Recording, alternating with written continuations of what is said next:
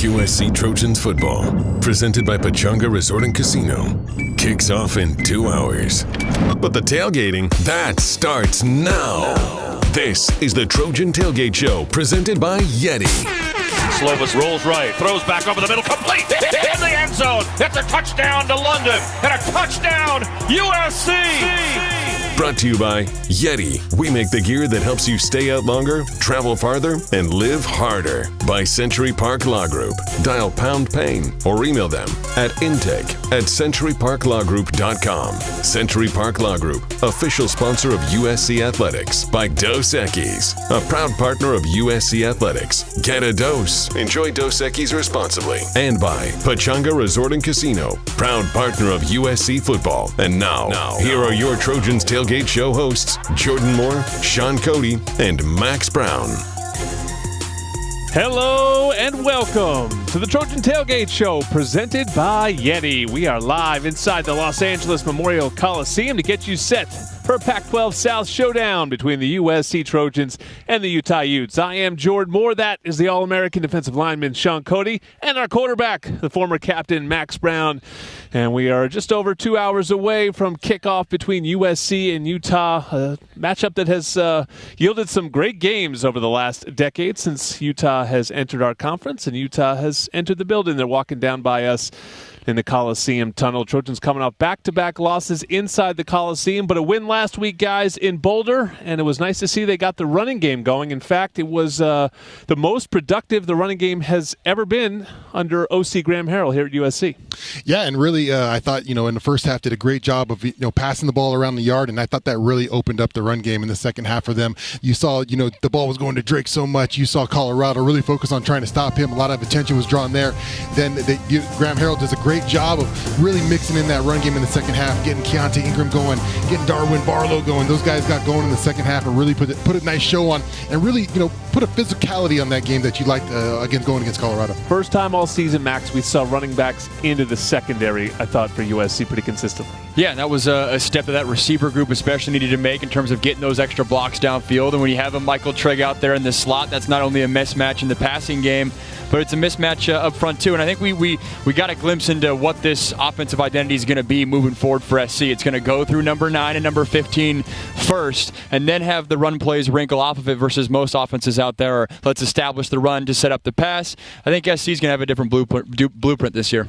Well, let's talk about number 15, guys. I'm starting to see him pop up on Heisman lists. You have to imagine he is the Biletnikoff favorite as we sit here just about the season's halfway point. He leads the nation in catches and receiving yards, and he put on another show last week, Sean. Yeah, it's getting quite staggering here, Jordan. I mean, you got a guy going for 670 yards. Some quarterbacks are not throwing for that so far this season, so that's seriously. Pretty staggering numbers he's putting up, and he's just doing it in a multifaceted way.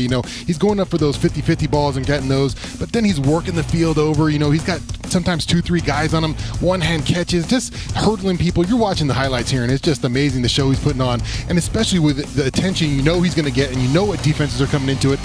It's like, what do you do, Max, when you have 15 lining up against you? Exactly, and especially making that transition. I mean, for 3 years we talked about him, or 2 years we talked about him as the slot specialist and the athletic tight end mold almost. But now, like Sean said, he's doing it in the slant game, he's doing it in the over game, verticals, on the outside, and all sorts of different ways. And the element that I'm most impressed with too is teams know they're going to him, and yet this offense still finds ways to get him the ball. It'll be interesting to see moving forward if teams say, all right, we are doubling him, maybe even tripling him every single play. Someone else has to beat us. That's got to be Utah's mindset today. Yeah, credit that they are getting him the ball, but nothing easy, guys. I was watching those 2 games this morning, and this guy schemed 30 yards open some of these receivers.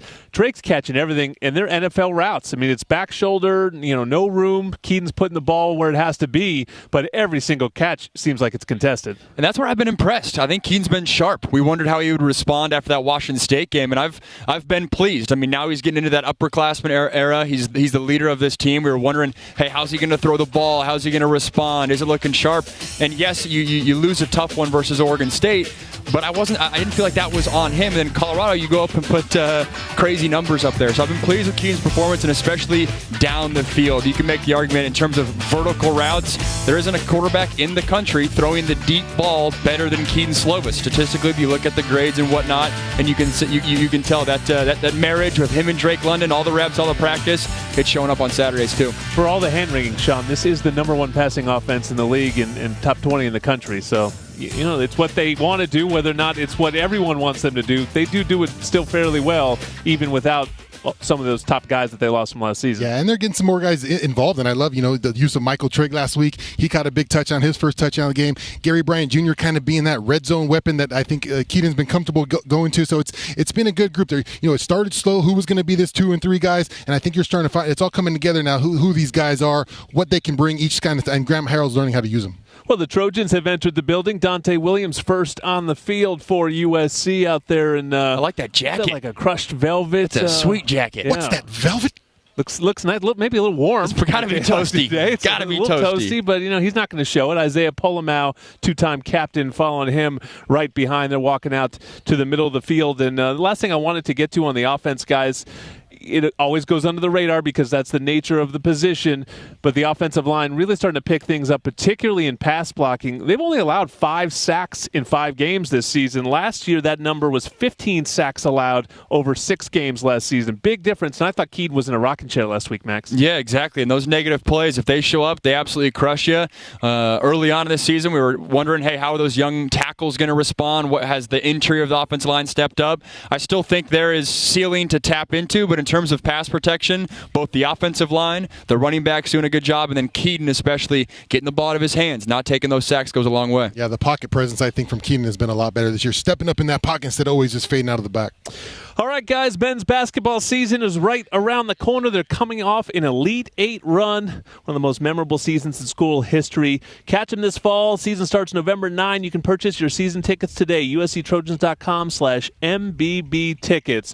Well, it was a good day for the USC offense last week. We'll get into the defense, which was strong as well in Boulder. The Trojans are taking the field. They've entered the building, and we are just getting started here on the Trojan Tailgate Show, presented by YETI.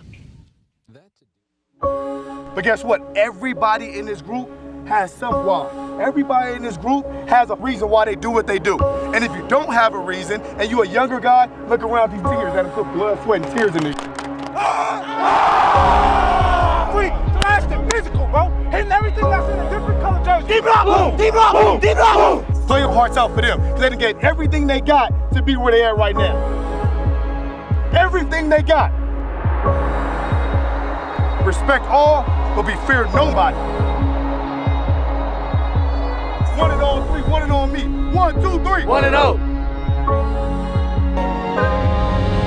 Pulling out the coupe at the lot, told him 12 SWAT, busting all the bells out the box. I just hit a lick with the box, had to put the stick in the box. Pour up the whole seal, I'ma get lazy. I didn't wanna know, we been tripping like the 80s. I was at that.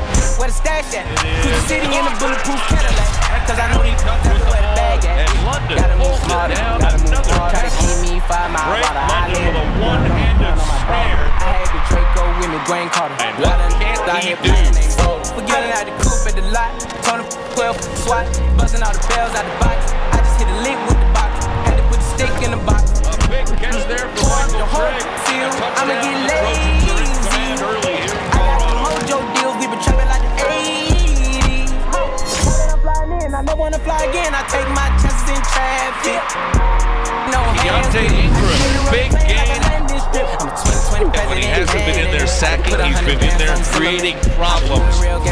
Gary Bryant with a great catch and a touchdown, USC. I know, I was hyped.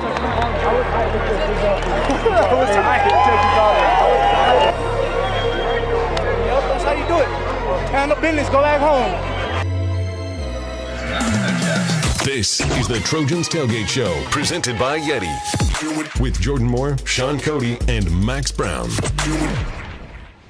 Upgrade your game day experience with the unbeatable sound of Sonos. Shop speakers, soundbars, and more at Sonos.com. And by Ralph's. Hey, Trojan fans, get ready for game day with the Ralph's app. Enjoy free delivery with the Delivery Savings Pass and save on your fresh tailgating faves. Ralph's is a proud partner of USC Athletics. Fight on. Restrictions apply. We're back in the Trojan Tailgate Show presented by YETI.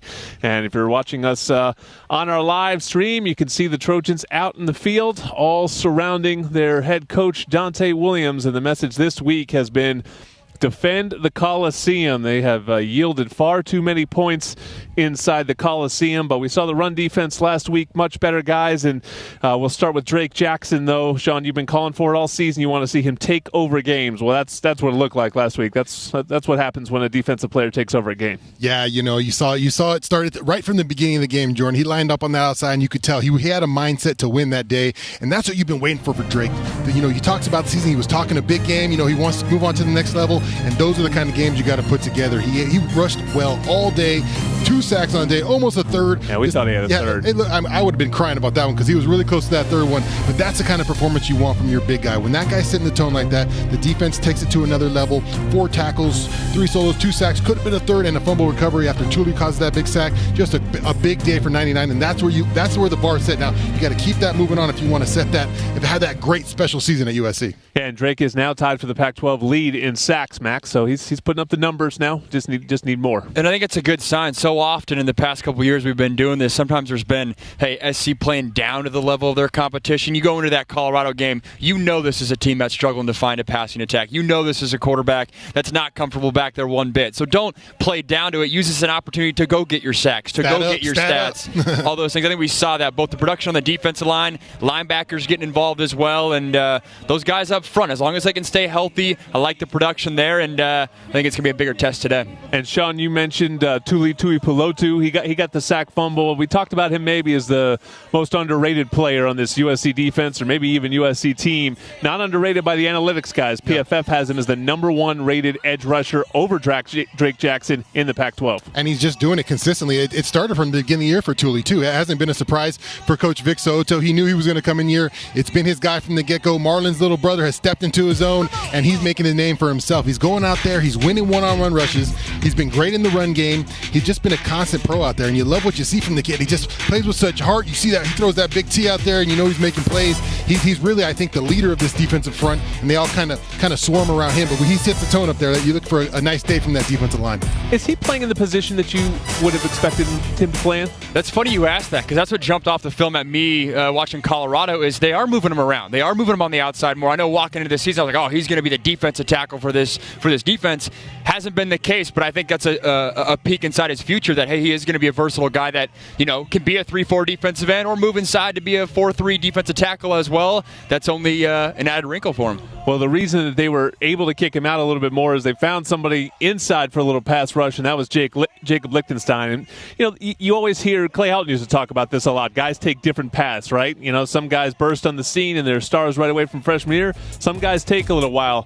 Big Lick gets a couple sacks last week, first of his career, and maybe he can go from here because he is a formidable presence size-wise, and USC needs bigger players. Yeah, a great story, Jacob Lichtenstein. Not a guy who developed right away, kind of had to work his way into it. Obviously has a great body, a great frame. I thought, the coaches have always seen that, but he's kind of really finally putting it together all together. A couple injuries here and there, not being able to be on the field sometimes, and now Big Jake, he's out there, and he's playing well, Jordan. He's long. He creates a lot of problem for offensive linemen. When he gets those arms extended, he can get off blocks. He's a really talented player, and he's really showed me a lot this year in the way he's developed as a player. Like you said, not a great start, but it's not how you start, it's how you finish, Max. And I think at the end of the day, this defensive line certainly got help last week with them being able to roll another safety in the box. Moving forward, when you're not able to do that, or if a passing game shows up, can you both be stout in the run game and show up on third down in the pass rush? I feel like this defense has done a good job when they knew the offense was one-dimensional. When you face a formidable opponent, that's where I'll really be highlighting the defense in terms of their production. Yeah, and the biggest stat for me this season, we're looking at it right here on the stream, 82 rush yards allowed in wins, 231.5 allowed in losses. That's it right there, guys. And you got a Utah team coming in, you know, is going to want to run the football. So if that number's up in 200 yards rushing today, I don't think it's going to be a good day for USC. If it's 100 or less, I think USC wins this game. Yeah, it's basically how kind of football breaks down. You know, if you're winning the rushing attack and it hasn't looked pretty here for the defense, see if they can solve some of those issues today. What did you see the same thing that Max saw? How did they solve it against Colorado? Because obviously Colorado was one-dimensional, but Colorado was a decent running team. That was their strength, and they did not run well last week. No, they put them on. It started up front for the, and I thought the linebackers had a better game too, especially in the first half. Kanai Mauga set the tone with a big hit. Raylan Goforth played well until he had the targeting foul and was ejected. So I thought the linebackers had their probably best performance, which really helped out the defense in the run game. Yeah, we talked about Liechtenstein. Max Gibbs got a play last week. They're going to need some people to step up here. I think the Alabama transfer is getting closer to playing and maybe having a role. I think if this team's going to get hot and go on a run in the second half of the season, somebody's going to have to play a bigger role in that defensive line because it simply didn't have the bodies to hold up during the first half of the season, and the teams just get bigger, better running, more physical the rest of the way, starting with this Utah team. Well, women's basketball season is also starting soon. The Lindsey Gottlieb era is here. The new USC women's basketball coach. You can get your season tickets today at usctrojans.com/WBB tickets and check out women's hoops at the Galen Center. We're going to check out the offensive game plan next. This is the Trojan Tailgate Show presented by YETI. In the Pac-12, we celebrate our victories like everyone else, with banners hung for titles won. But we also pay tribute to the victories that don't come with banners. The progressive spirit that distinguishes our student athletes, faculty, and fans from all others. This is who we are. It's the X factor that unites all Pac-12 universities. Pac-12, the Conference of Champions. Introducing PopPay, the fastest and easiest way to pay. PopPay lets you link your debit or credit card to your face so you can pay with just a smile. The best part? You receive $10 on us when you first sign up.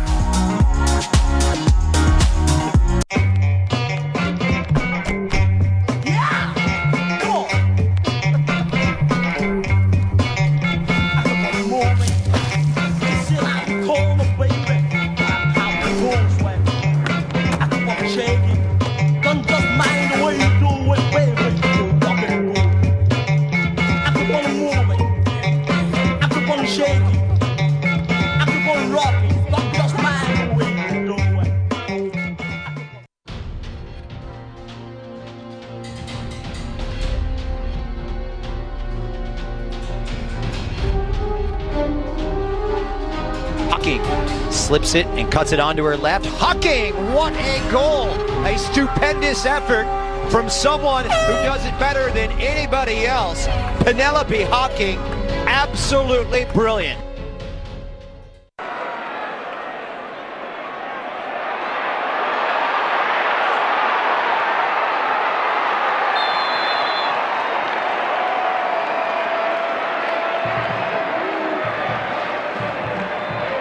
Second on the play by number 49. Let's get you back to more of the Trojans Tailgate Show. Presented by YETI with Jordan Moore, Sean Cody, and Max Brown. Hey, LA, I know you've been doing a good job of using less water at home, but it's time to step up our efforts and conserve even more. Check out the various rebates and programs at ladwp.com/save. That's ladwp.com/save. Let's do this, LA. Look at that.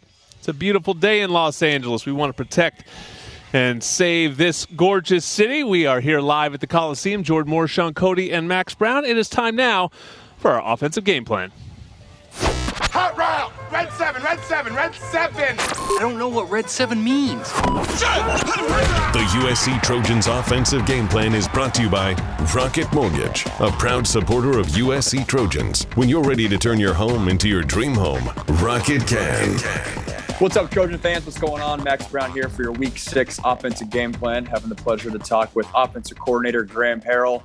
Coach, big offensive performance last week, especially on the ground. What allowed your squad to get it done on the ground game? I think we did a really good job of finishing blocks and running through some arm tackles, and I think that's obviously important in the run game. Is it's not going to be perfectly clean every time, so you're going to have to run through some arm tackles, and at times I think it comes down to you got to want to block them more than they want to tackle you, and I thought our guys really did a good job of that and took advantage of what they did. I thought Keaton did a good job getting us into the right runs, which is obviously always important to try to put our guys in a position to best be successful. So that helped. And the guys played hard and good things happened. Number 15 out wide's having a big year. And I know for me, I'm impressed with the ability that as teams continue to double him, you're able to still find ways to get him the rock. What's it like scheming and game planning and calling plays when you have a special receiver like Drake London out there? He makes it pretty easy to do anything well because he, like I said, he's just a special individual. No matter how many they put on him, he finds a way to catch the football. Even if he doesn't look open, he's usually open. If you just throw it to him, he somehow catches it, And so we have to get creative, move him around, find ways that we think can, put the defense in a bind where they can't necessarily completely double him. At times they do. And that's one of the things that is maybe the greatest thing about Drake is he's a completely team guy. And he understands that if they're double teaming him, or on Gary's touchdown last week, they were actually triple teaming him. They had 3 running out there to him. And if they've got 3 on him, then that opens up things for everyone else. And he understands that. So, and he's good with that. He really is. And, at times he'll tell us, don't force it to me that, they're trying to take me out. And you don't have any receivers that say that very often. But he's a special player, maybe even a more special person. And like I said, with his talent, we got to get creative and find ways to get him touches because he's just too good of a player not to.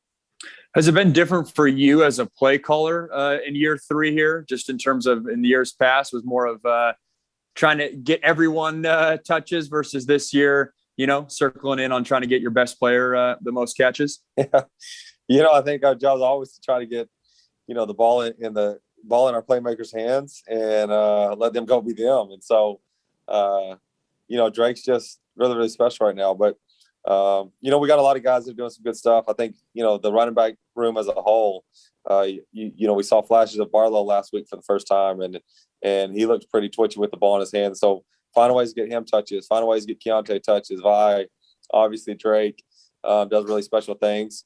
Drake's coming along. He's a guy that is a really special talent. He's still just adjusting to being a college student athlete. And the more he does that, I think the more you'll see him playing an impact, being an impact guy. And so, that's the key is for just try to get our guys the ball with space and let them go be them. Obviously Drake's a really special one. And if we ever get one-on-one, I think that it's pretty clear where that ball's probably going to go. So, but that's just, each year is going to be different. Each year your team's built up different. You got different playmakers at different spots. And like I said, our goal as coaches is to get our best players the ball with space and let them go be them. After the Wazoo game, your backup quarterback, Jackson Dart, was getting headlines, and that's never easy for a starting quarterback. What have you made and what have you thought of the way Keaton's responded these past couple of weeks and his ability to lead your team? Keaton has done some really good things. I think he's throwing the ball right now as well as I've seen him throw it. The ball's jumping out of his hands.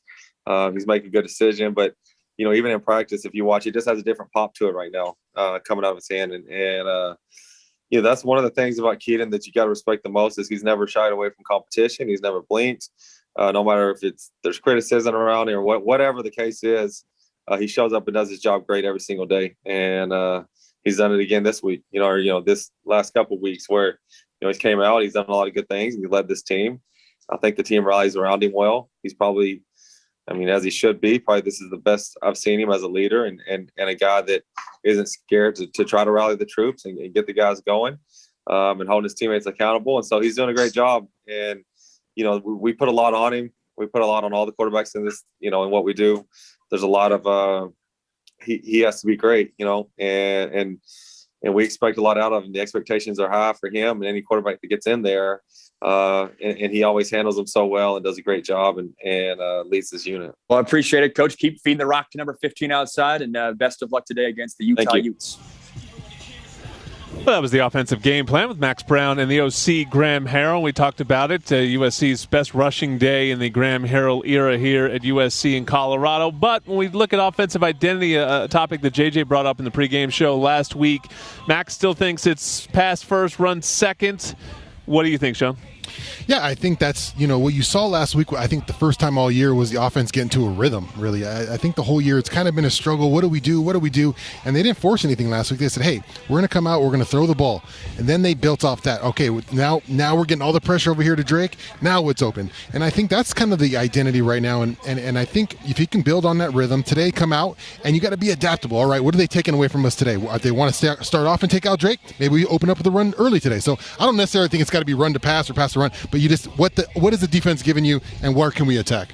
I'm right with you, and it's funny, in our prep sheet it says how we found our offensive identity, and in Graham's interview right there, he says, I think everyone knows where we're going on third down when it's a one-on-one matchup. Usually you don't have an offensive coordinator that's that honest. Usually it's, spread the rock around, whoever's open. No, we're feeding the rock to 15, and that's certainly the offensive identity. But in the same token, I think we saw last week how important it is when Taj Washington gets involved, when Gary Bryant gets involved, when a Michael Trigg gets involved.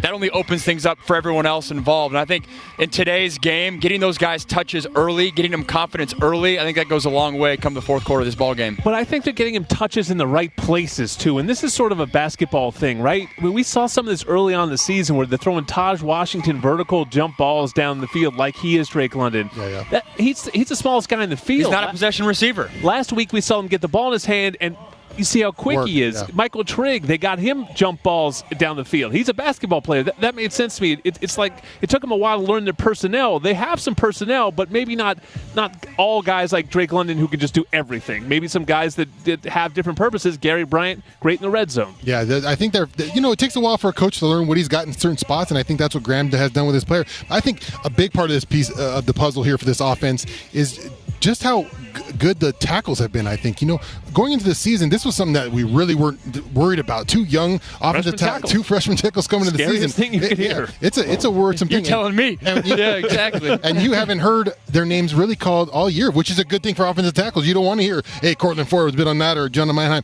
These guys have really stayed under the radar, done their job. Has it been perfect all the time? No, but they've done a really good job, and they got better as the season has progressed. Yeah, Mannheim had a rough one against Wazoo, and it got pulled for Jalen McKenzie. Took his job back, and we haven't heard anything since. So he's really responded well. Max was talking about Keaton responding well to competition. Jonah Mannheim has as well. All right, we talked to the OC. Now we're going to talk to the DC. Todd Orlando is next in the Trojan Tailgate Show, presented by YETI. We believe student athletes should never have to suffer in silence. We believe the stigma surrounding mental health needs to end. We believe you don't have to walk alone. Thousands are here, surrounding you in battle. Together, we will walk. Together, we remind you that your life has value. Together, we raise 3, because mental health matters, and there is hope.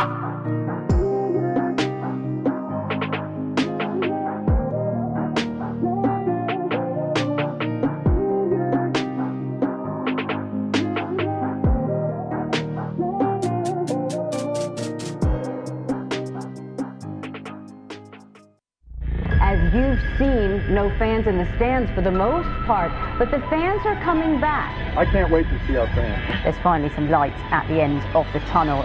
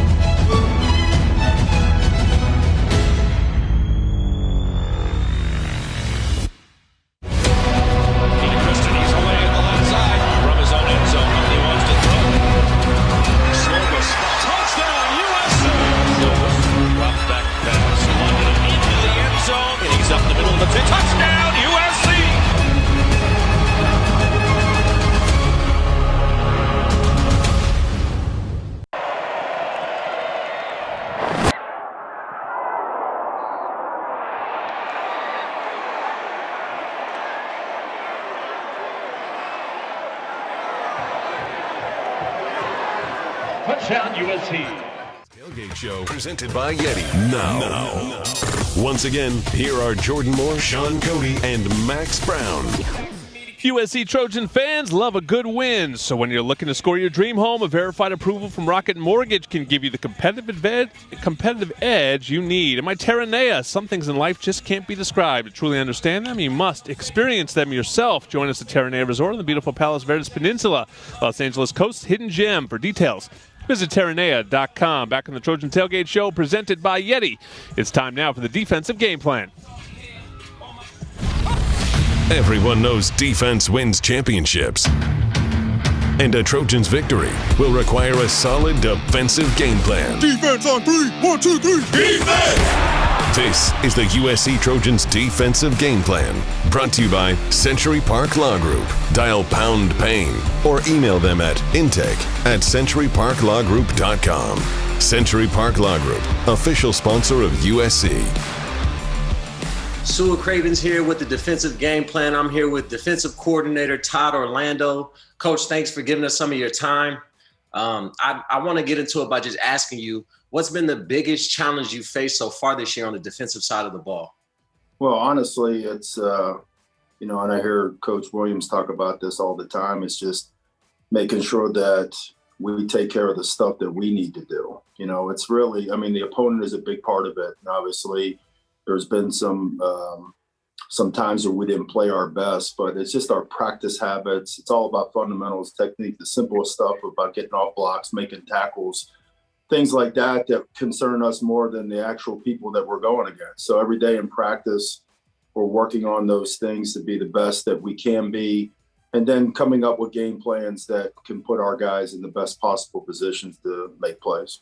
You've had a couple games this year when you've made adjustments in the second half and the defense came out on fire. What has been the spark plug to getting this defense going? Well, sometimes it was that we would come in there and there's some things that hurt us, and we can change them and make some adjustments. But I think sometimes it's just as simple as settling down, and going out there and executing at a higher level. I think the handful of times that it has helped us is, a lot of people are giving a lot of credit out, but the credit should go to the players, and we need to start faster. That's probably more than anything else.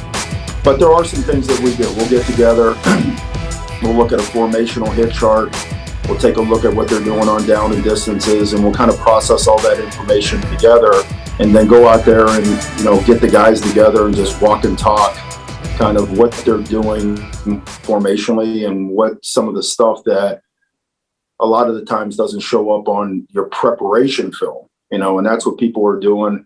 They'll see something that they like from another game and they'll do it when not necessarily they've done in the past. There might be a little adjustments here and there because they want to try to go after matchups. So all those things go into play when you go into halftime, but most of the time for us, we can kind of see them. So we're working the heck out of it on the bench. But when you have a little bit of extended timeout, it's real easy to go in there and to fix some things. So, but for us, personally, I think a lot of the times that we came out and really play lights out is when we just kind of settled down and we just started to execute at a higher level. Coach, you've got a stubborn Utah offense coming into the Coliseum. The Utes always play us tough, especially when we're at home. How do you slow down this offense? Well, it starts with the run game. If they can establish the run game early, it sets up the play action game and puts them into reasonable third downs. I think that's what this game will come down to, is because they can throw the football, but I think, with Coach Witt and just the way that program has been, it's predicated on running the ball. So we know we're going to see that. We're going to see personnel groupings very similar to what we saw versus Oregon State and Colorado, and they'll try to attack us to really set up the play action game. And then this will be just like Colorado. It will be a game that's kind of predicated on third down, getting off the football field and allowing our offense to get out there and go. Last one for me, Coach. You guys are 3-2. Last week versus Colorado, the defense turned it up with a few sacks and a few turnovers. How do you replicate that similar performance versus a more formidable opponent? Yeah, well, I talked to this to the media yesterday, and this. I just – when you're doing a good job in the back end and you can cover and get a quarterback, and what we did in Colorado was really got him to his third read. And by that time, our guys are skillful enough up front to beat guys and get to the quarterback. We've been really, really close early in the year, and it just seems the ball has been out of their hands and, incomplete or complete, to just haven't had time to do it. But we did a really nice job last week of getting on guys and making the quarterback get off reads, which allowed our guys to get to the quarterback. So guys like Lick, Drake's a guy that can beat somebody clean and kind of beat the clock.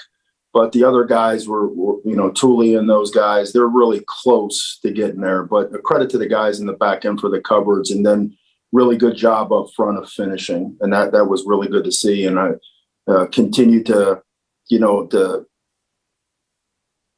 from the standpoint of third down, is continue to give our guys every opportunity they can to get to the quarterback. Coach, thank you for your time. We appreciate you giving it to us. And that was our defensive game plan with defensive coordinator Todd Orlando. Fight on. There was Sua Cravens and Todd Orlando. A much-needed bounce back for Todd Orlando's defense last week. He'll need to step it up another notch this week against Utah, especially in terms of physicality. And what will help is his thumper, his most physical linebacker. Sean, you brought it up. We talked about Kanai Mauga last week needing more production, more tackles, and we finally saw it last week. Did you see more energy from him, or did he have more space to work? A little bit of both. I thought, he's a tone center, Kanai Mauga. I think I've talked to Sua about this. He loves Kanai Mauga, and I thought last year what he did so well was set the tone of games. He'd come in with a big hit, a flash play, a splash play, make some noise. But it was definitely something that this defense needs is those big kind of hits, and it started off with that, and then it just kept rolling all the game with 8 tackles. He was making some plays up. Max, this is something we talked about last week, was the leading tacklers being in the secondary for USC. That was fixed last week with Mauga and Goforth at the top. Yeah, no, exactly. That's football 101 right there. If your defensive line's being productive, that's why they're there. That's why they're taking on the double team, so the linebackers can get in there and get involved. And that's super important, especially today, because you're facing an offense that wants to run the rock first to then open up play action. If you're getting into the second or third levels and those safeties are having to get involved in the run game, that's where those big shot plays can come up. Like the way that Kanai play, but to me, it feels a little hit or miss when you talk about this. Whatever defensive scheme comes into the park for that game, it feels like either the blitzes are hitting, the pressures are hitting, and guys are playing with their hair on fire, or it's not at all. It doesn't feel like we ever see that gray area, and I think that's important today. If you do get punched in the mouth early and Cam Rising gets rhythm, can this defense respond even if the game plan isn't perfect? That's something I'll be watching today. All right, on cue, Kanai Mauga takes the field for the Trojans. He's not our impact player. Impact player is Gary Bryant. He's next on the Trojan Tailgate Show, presented by YETI. Trojan, it's go time. With extraordinary returning top talent in this year's student-athlete class, the Pac-12 Conference is certain to deliver the heated rivalries we've all come to passionately expect. We're the conference with crazy strong schedules, tremendous coaches, and alums that compete at the highest level. So look out. We've waited long enough. Pac-12 football, the Conference of Champions. Hello, Trojan family. My name is Elena Sampaio. I'm a freshman midfielder on the women's soccer team here at USC, wishing everyone a happy Latinx and Hispanic Heritage Month. As a Brazilian student athlete, my teammates and I hope this month has been filled with great celebration, fun, and a better understanding of the Latinx and Hispanic community. Our team plays one of the most celebrated sports in our culture, and what makes our squad so special is the diversity we share within our various Latinx and Hispanic identities. If you didn't know, Hispanic refers to people who speak Spanish, and or people who are descendants from Spanish-speaking populations. But there are differences even within our languages. Latinx refers to descendants from Latin America, and consists of many different races, genders, sexualities, and more. But why is this important? Because we are not a monolith.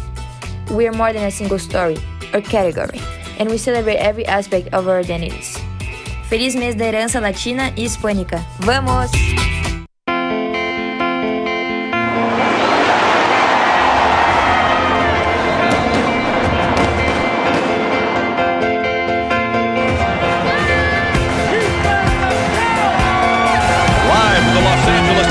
Coliseum for your enjoyment. USC Trojan football is on the air.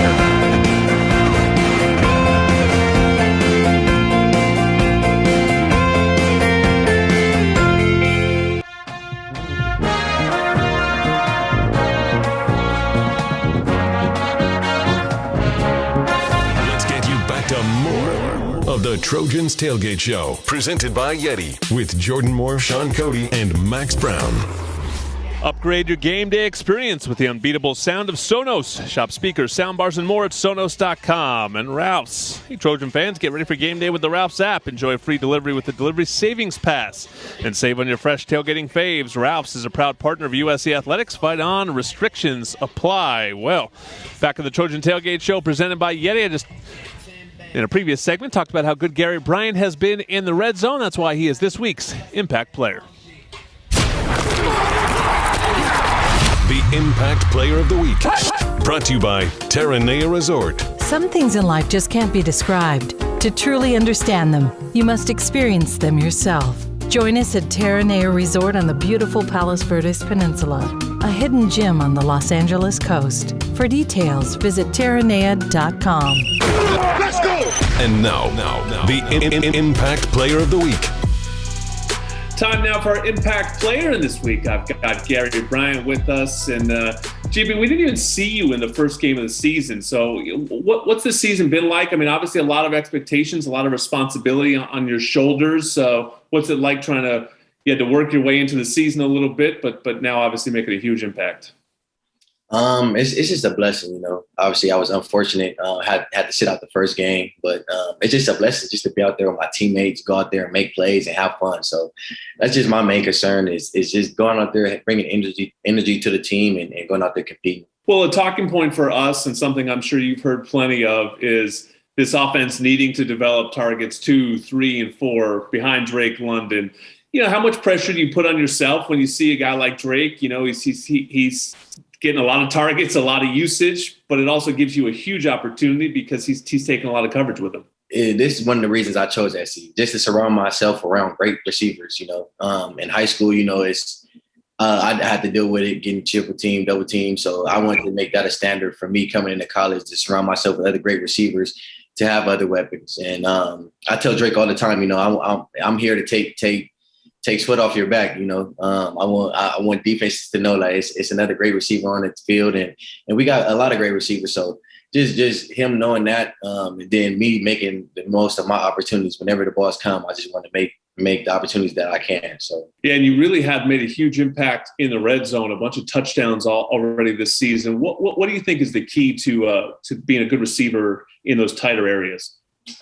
Just focus. You know, it's shorter down there, so just being focused, knowing what you have to do, knowing what the defense is doing. Obviously, the play calling has to be on sync, and the team has to be together.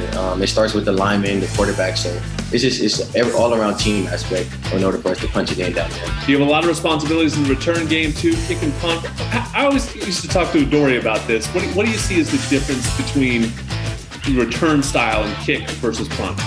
I think punt is more open field. So once you get the ball in your hand, is make 1 or 2 people's miss and you'll be on the way. Kickoff is more hit the hole, hit the lane. It has to open up, set up blocks and things like that. So that's just the two difference between those two. What's it feel like to be in that ugly jersey they have to throw over you? I mean, you got so much swag. That's got to kill you to wear that thing. That doesn't look good. Yeah, I was telling them, like, can we get a number change? But nah. I mean, you got that beautiful number 1. You're covering it up with a lineman number. I mean, that can't be the solution. Yeah, it's another number 1 on the field when we had to throw another jersey on. So obviously he's already on defense, so I'm coming off the sideline, so I had to throw it on. But yeah, we got to throw it on that guy, man. The punt return at least has to have some swag out there. Right, yeah. All right, we got a big one against Utah. This is always a tough team. They're one of the best pass defenses in the country. What do you see from the Utes? It's going to be a great game. You know, they're a great team. They got good DBs. They perfect their assignments well. We expect to see certain coverage and certain things they do. So as an offense standpoint, we just got to go out there and execute. I mean, it's nothing more, nothing less. Just go out there and do us. You know, as long as we block right, make our passes, and do the little things. I know that's what Coach Dante's been trying to tell us to do. Doing the little things, and we'll be good. Great opportunity for Gary Bryant. Get back in that end zone, the Coliseum today. Thanks, GB. You are my impact player for this week. Thank you. Appreciate it. Right, there he is getting warm. 4 touchdowns in 4 games for him this season. And we talked about this earlier, guys, but I thought the big moment for this offense last week was the emergence of Michael Trigg. He only had 2 catches, but he had that one great touchdown catch, and it just sort of hinted at things to come. Remember, Drake London's freshman year took him about halfway through the season before he started making an impact. They can only hope Michael Trigg will have that kind of impact. Yeah, and you know, when you're young, it's hard to get. You have to be mature enough to kind of come in and start right away. And I think Michael Trigg is kind of finding his way into his groove. And I think, you know, Graham Harrell has to learn how to use him as well. He's a big target. He can move around. I thought you saw a incredible amount of athleticism. You know, on that touchdown play, he goes up and gets the ball. And not only does he stay on his feet, he's able to take it to the house. So you don't see a lot of guys being able to do that size, is stay on their feet instead of just falling to the ground. But you know, like I said, a credible athletic guy here, and I think they're finding a way how to use him in this offense. And the exciting part about Gary, too, is yes, he has those 4 touchdown catches. Yes, I think SC fans know what he can bring to the table, but it still feels like he can have that breakout performance. Yeah. Yes, you have him as the impact player, but it feels like there's so much more there, and it's exciting for me to say, hey, is he a slot guy? Is he an outside guy? I think the answer is a little bit of both. But in terms of a breakout performance, now that Gary's, got a few games as a starter under his belt, and teams focus more on Drake London and guarding him, don't sleep on number 1 on the other side. Yeah, the other guy, and maybe we'll get into a little bit more later, but Darwin Barlow, I really enjoyed the way that he ran last week. It had the same amount of carries as Vi and really outproduced him, so it'll be interesting to see, that battle for the backup running back, if you will, because Keontae Ingram had the big game. He will be the starter here today, but Barlow really ran hard, made some people miss. Vi got the touchdown in the red zone, so they'll use all 3, but I would expect Barlow's role to grow if he keeps running the way he did last week. All right, we come back. We're going to take a look at the Utah Utes. That is today's opponent, the Trojan Tailgate Show, presented by YETI. Okay, first day. You guys excited?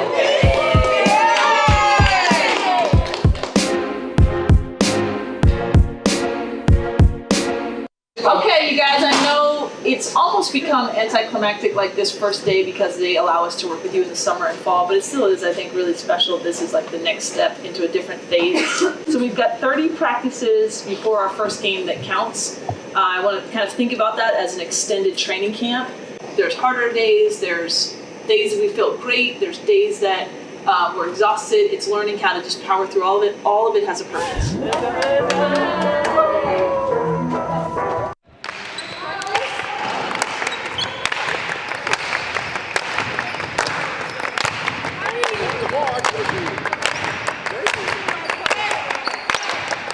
Everything today is about pace, so get your reps, take your time, get it right, but one thing for the next time, we don't waste a minute, then we finish with a recovery, right? Let's have a great day. Miss, what we got? SC on 3, 1, 2, 3. SC!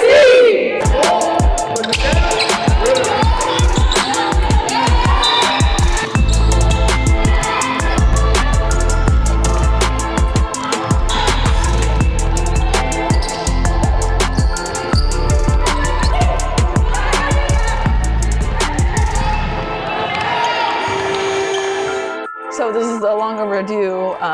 We've had, 1,000 meetings, but this is like the first everybody in a room. I do really need to say how much I appreciate your willingness to jump on this journey with me. I want to win a national championship.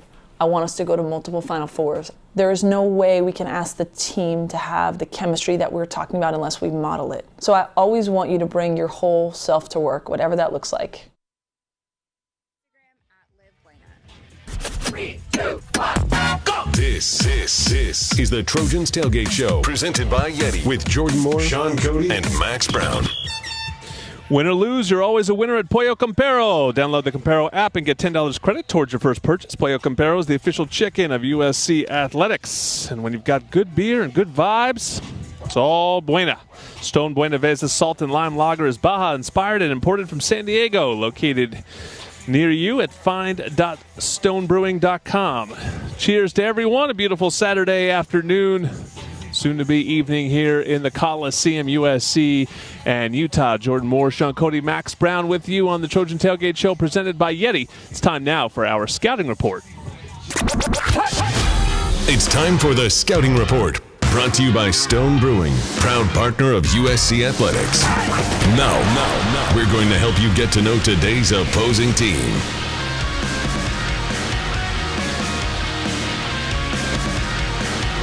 Angeles in like a century, but they've never won in the Coliseum. Do they know that? Kyle Whittingham, he must know that. Does he feel that, I guess, is my question. I don't know. That's something, usually that's more media fodder for everybody. It's usually a team speaking point. You kind of keep that off to your side. You never walked into a place where like, man, this place is a house of horrors. That's kind of how Salt Lake was for me a little bit. Yeah. You walk in, I mean, I think it's one of the most really underrated in Salt Lake. Yeah, underrated place to play. But I agree with Sean. I mean, when you talk about team 8 years ago, there's not a huge relation to 18, 19, 20-year-olds. Yeah, we used to just beat the crap out of everybody, Jordan, so we didn't worry about it. Yeah, you didn't have to worry about that, Sean. Excuse me. Well, they're not beating the crap out of people so far this season. They're 2-2. Losses to a couple good teams in the Mountain West.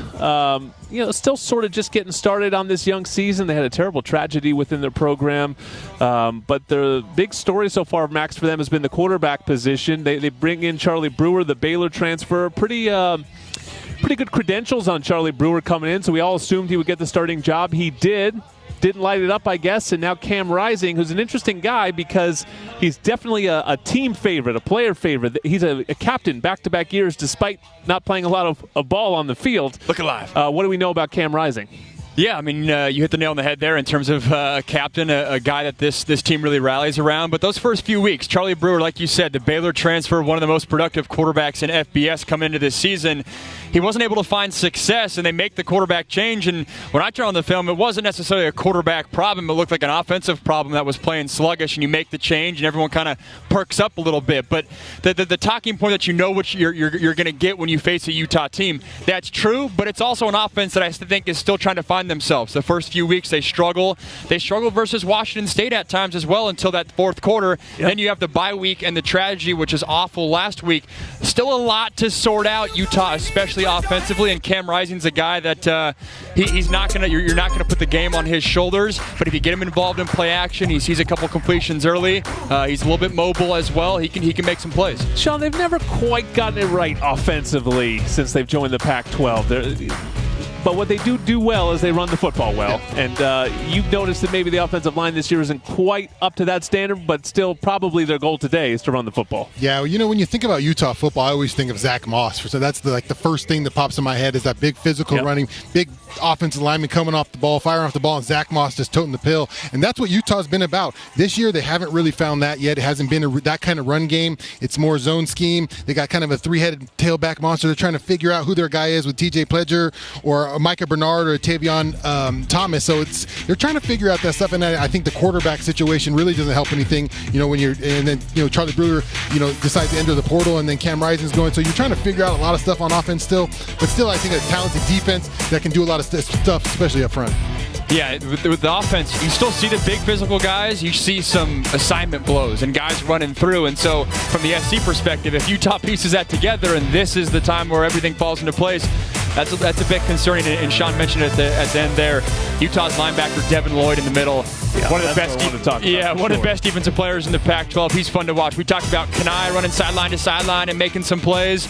This defense for Utah funnels everything to him, and he makes a lot of tackles for the Utes. That makes tackles, forces fumbles, interceptions. I mean, Devin Lloyd, he wears number 0, Sean. He'll be easy to find today right in the middle of that defense. Yeah, that's an NFL linebacker, Jordan. When you see him watching and you watch him play film, it sticks out, it steps up. It's number 0 out there. He's the main focus of what they do out there. He just makes plays, and he's the prototypical NFL linebacker. He'll have a nice career in the NFL, I imagine, but he's the guy.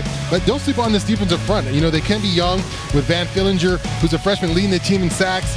Junior Tafuna, who stepped up after they lost to Vinay Moala, who's a big guy last year, who lost for the season, but just kind of reloaded up front. Just some big, giant bodies up front who can make some plays and kind of set the tone and clear everything out, really, for Devin Lloyd. Yeah, they are second in the Pac-12 at 3 sacks per game. And remember the game in here 2 years ago, Keaton was knocked out on the first series of the game by a huge shot. So if they don't protect the quarterback today, Utah will certainly punish Keaton Slovis as they have done in the past. Well, Sean talked about Devin Lloyd has a great NFL future. A guy with a great NFL past will be joining us next. One of the great Trojans of all time, maybe the greatest quarterback in the history of this program. The Heisman Trophy winner, Carson Palmer, is next, live on set on the Trojan Tailgate Show, presented by YETI. When it comes to mental health awareness, it's important for all of us to know what to do for our positive mental health and well-being. Practice relaxation. Be mindful of your actions and thoughts throughout the day. Understand that there are some things you can't control. Have a broader identity of who you are. Know that wins and losses don't define you. And take care of your entire self. Because positive mental health and well-being is just as important as your physical well-being. Mental health, it's worth talking about.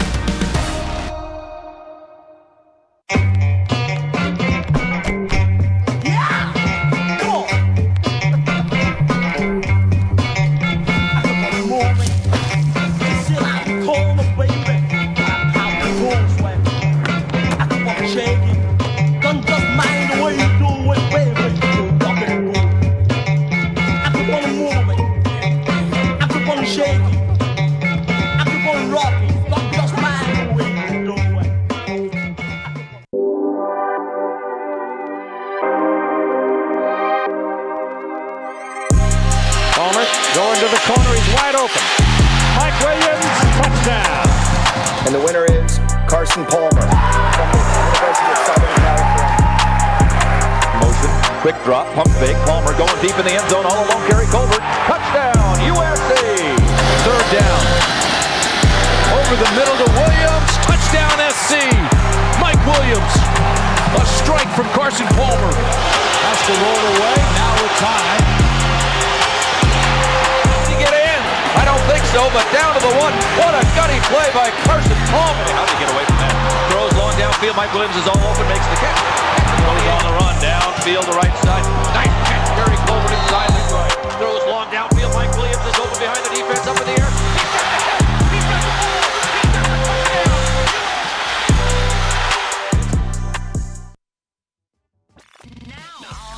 Now, let's get you back to more of the Trojans Tailgate Show, presented by YETI, with Jordan Moore, Sean Cody, and Max Brown. This is the Trojan Tailgate Show, presented by YETI. Jordan Moore, Sean Cody, Max Brown, and the Heisman Trophy winner Carson Palmer has entered the building and has joined us on stage. This is the Cardinal and Gold Report. It's time for the Cardinal and Gold Report. Cardinal and Gold! Presented by Pechanga Resort and Casino, proud partner of USC football. All right, we are on the stage live inside the Coliseum as well. You can scan the QR code and join the show on your phone. And it's great to have Carson Palmer back in the house. What is going on? It has been so long. I know you were here a couple years ago, but it feels like sort of your first time back. You had such a great NFL career. What are the memories that come rushing back in, Carson, as you enter this building? There's too many memories in here. It's a little bit nicer. Yeah, they changed it a little bit. When we used to play in here. I mean, look at the press box. They've got real seats. Yeah. These seats are legit. They actually look really comfortable. But it's just great to be back. I mean, just kind of cruising through campus on my way here, you know, and seeing all the Trojan fans and the Trojan faithful. It just feels so good to be back home. Jordan, look at this guy, man. This is when I walked in. Max, when I walked in as a freshman, I was like, man, I wonder what a quarterback looks like in college. And I walked up and I was like, holy crap, the quarterback's bigger than me, Dad. What am I going to do? I mean, just a fun memory with Carson back there. But Carson, obviously you got the kids here today. You're back in the Coliseum, man. What's it like, you know, bringing the family around, letting the experience of what you went through as a young man? So we were we don't talk a lot about football in the house. And my kids grew up going to some of the Cardinal games at the end of my career. But she handed them a phone on the way, and she's like, hey, you guys, look, here's highlights of Dad's college football. I'm like, what are you doing? Like, what? And they had never seen, you know, they had never seen it. She handed them, she got an Instagram deal about today and had handed them a video of highlights from the USC Notre Dame game my senior year here. Senior day. And my kids were like, gosh, Dad, you were kind of fast. Jeez, Dad, you were kind of quick. And I was like, that was a long time ago. That was a long time ago, boys. Fast and quick and can throw the rock too. When you come into the Coliseum and you see the three in the peristyle, like what's that like? That's the goal of every recruit. It's right there. There it is. There you go, the big three. I mean, it's a dream come true. I grew up not far from here in Southern California, and as a high school kid, watched SC games and wanted to come here. And then I had played well enough in high school to get an opportunity and a scholarship offer, and it's just surreal. I mean, I have so much respect for this university, for the guys that came before me, the players before Sean and I that walked down this tunnel and entered this stadium. So it's just a dream come true, and it's surreal. I mean, to see it, it's like, who else? Oh, that was that's what I you. wore. That was what I wore back in the day. But it's amazing to be back. Keyshawn comes in and thinks that's Keyshawn's jersey hanging up It's there. definitely not Keyshawn. It's definitely, I actually enjoy talking to him about that every once in a while when I jump on his radio show. You know, you were 3-2 that season, that 2002 season. You come in here, the Trojans are 3-2, and listen, I'm not saying that it's going to end the same way for this team as it did for that team, but you look back at these things and sort of forget sometimes that team was 3-2, and then you guys just absolutely caught fire. What was the key, both for you and that team, to just go crazy in the final 2 months of the season?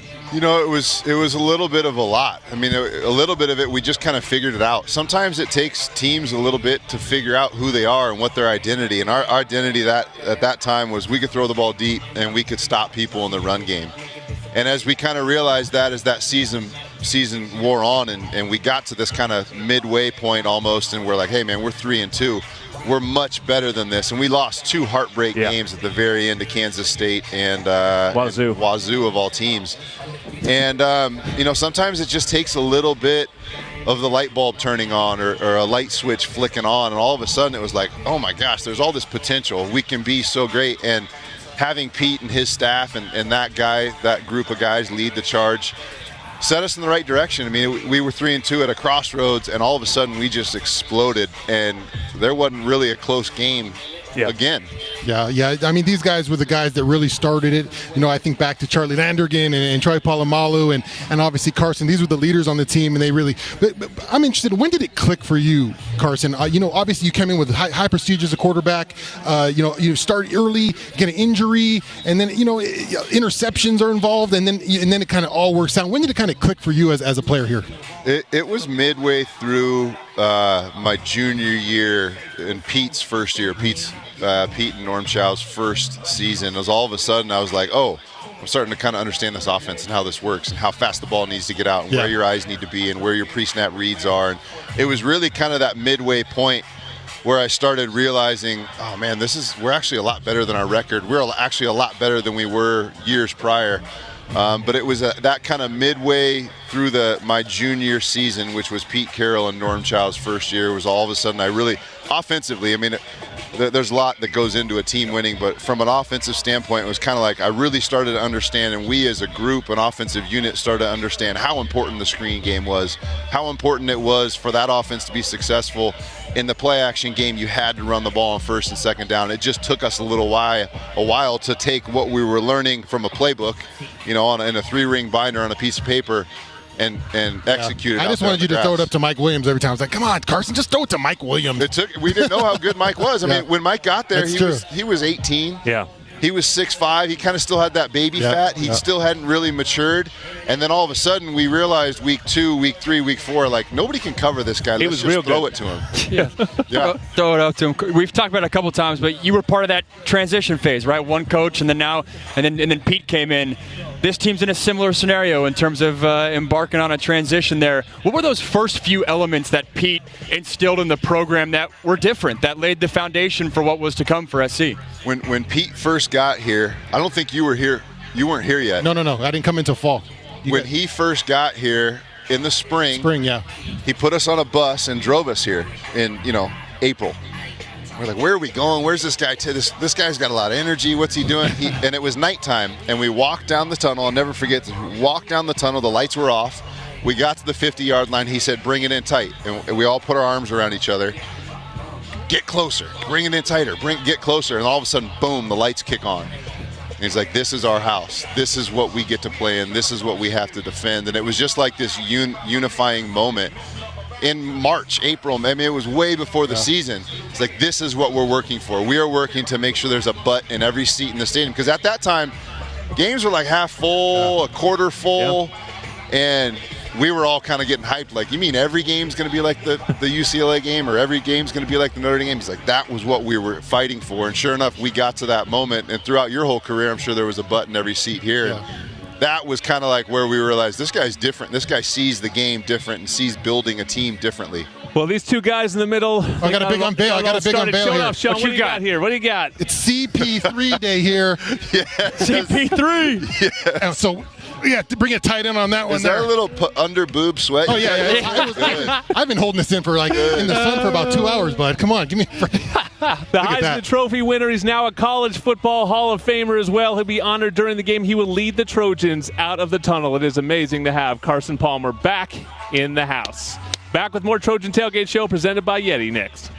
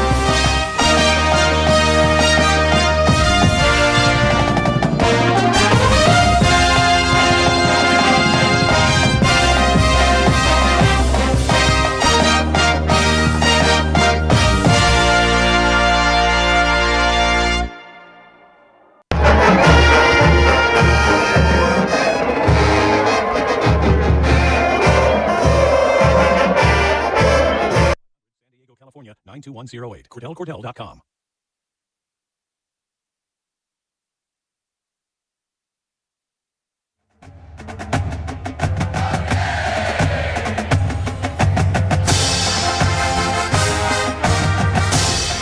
This is the Trojans Tailgate Show, presented by YETI, with Jordan Moore, Sean Cody, and Max Brown.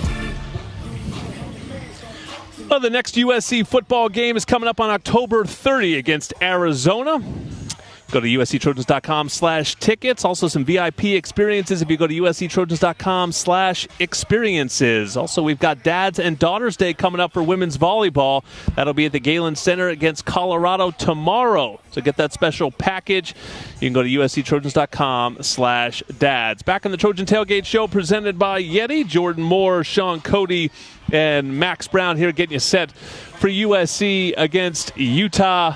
And we're getting close here to kickoff, guys. Just under an hour, and always great when you can have a legend like Carson in the house. I know we'll get to our a segment about the game here in a sec, but Sean, just some quick reflection on your old teammate. And we joke because I think some people act like this place was always sold out and it's always been perfect, and they've won a championship every single season before Clay Helton showed up. But that wasn't the case. It wasn't the case for you. It wasn't the case for Carson. These things are earned, and you guys earned it, and it wasn't always easy.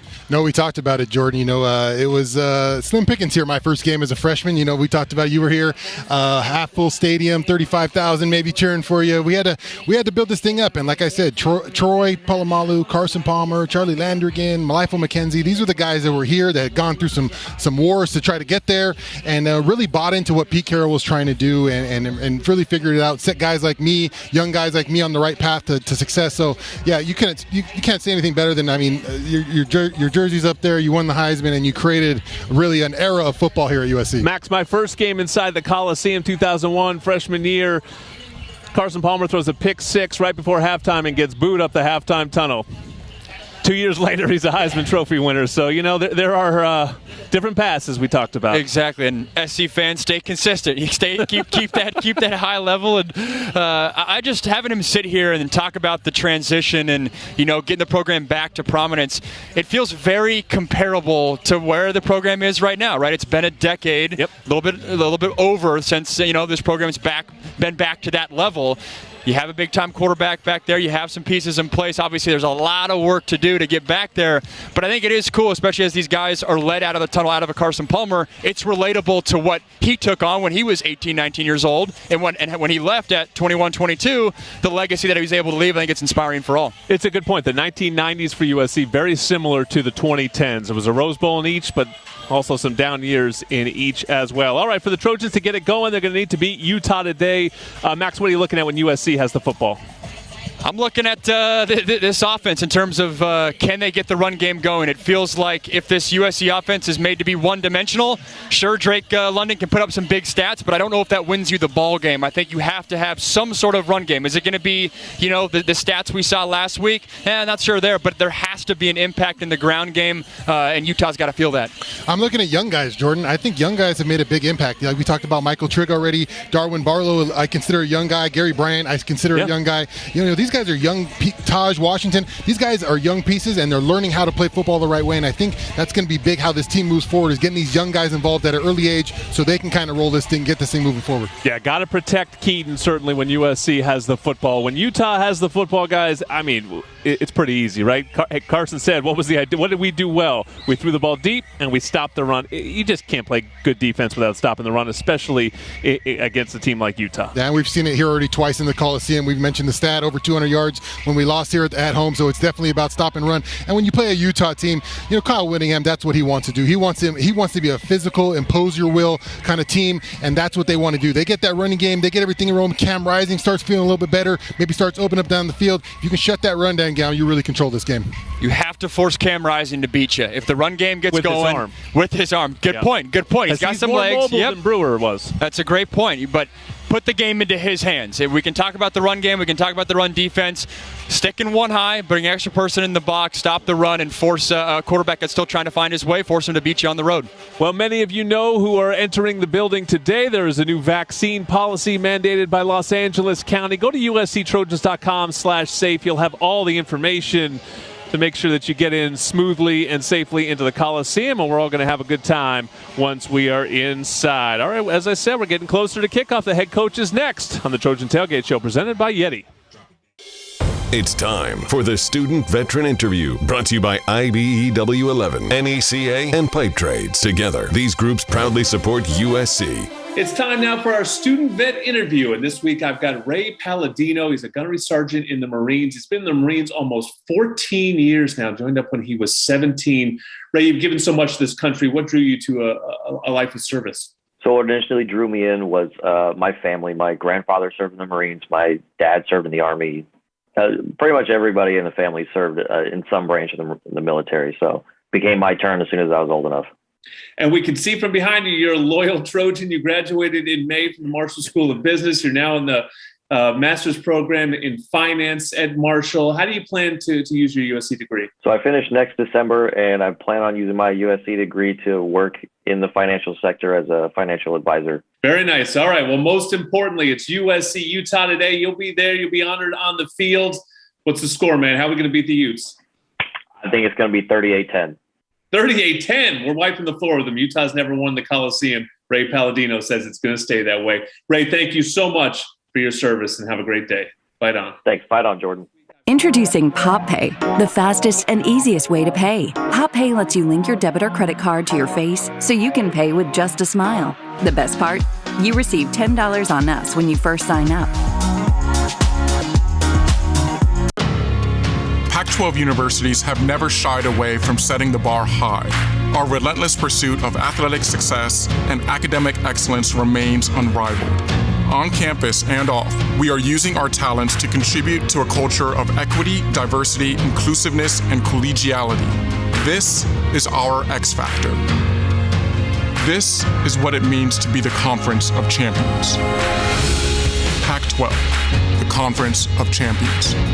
1, 2, 3. Fight on, proceed. I'm fight on, and victory. Our alma mater is up to you.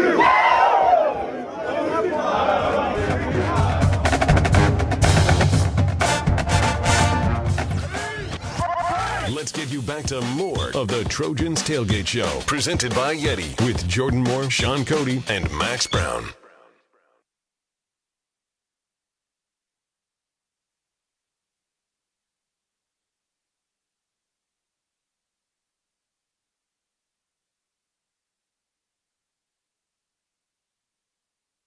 This is not a test. This is the Trojans Tailgate Show, presented by YETI, with Jordan Moore, Sean Cody, and Max Brown.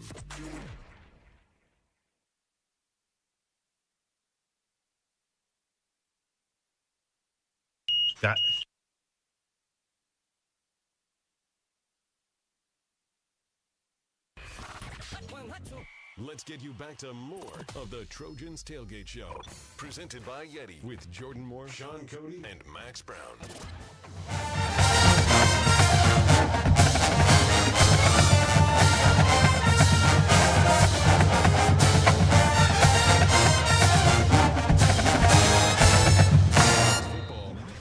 You got Tailgate Show, presented by YETI.